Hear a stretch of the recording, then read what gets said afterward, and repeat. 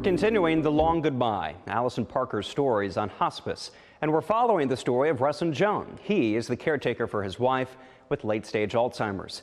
Essential to taking care of Joan, we learned, is that he must take care of himself. Russ Beimler's calendar is full of ink. You see my calendar. As a caretaker for his wife, Joan, he sees her every day at her Alzheimer's care facility. But he also makes sure to take care of himself and covers his planner with things to do. And I think it's really filled because the best thing I can find is to just stay busy, you know. Allison and Russ shared that in common.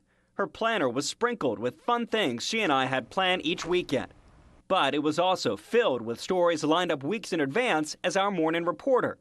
In fact, the meeting she had with Russ at Good Samaritan Hospice was written down for Tuesday, August 25th, just one day before she died. And actually, when I left the facility, we were driving down Electric Road, and she came alongside of me with the car, and I kind of looked over. She didn't look my way, but I was ready to wave at her and stuff like that. But that's the last time I saw her, of course. Here we are on a quest. I may have to go to the front office. Each Friday at Cave Spring Elementary, Russ, his daughter Sarah, and Russ's grandson all work together on Destination Imagination, an after-school program that helps the Beimlers bond. They started last year when Sarah volunteered the retired engineer. Asked me if I would be a co-chair with her, and I said okay. And last year we did quite well, and well, I got my erector set out, and it keeps me stimulated. 4 minutes to devise a method to move the can as far as possible across the floor. As Russ is active in taking care of himself, the medical team at Good Sam looks at Joan's status and may ultimately decide she can graduate, an improvement in one's condition to where they no longer qualify for the hospice benefit under Medicare. And that's not always what ultimately provides the best comfort to those dying.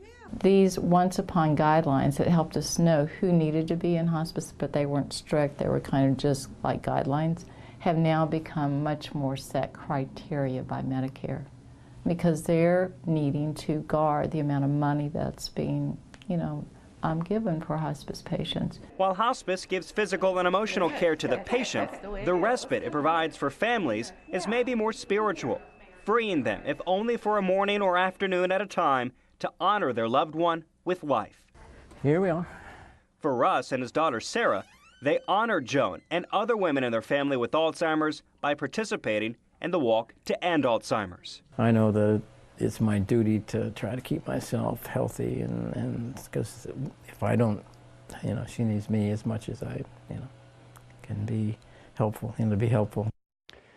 The notion that hospice means imminent death is not always true. Patients graduate from hospice about 10 to 15% of the time.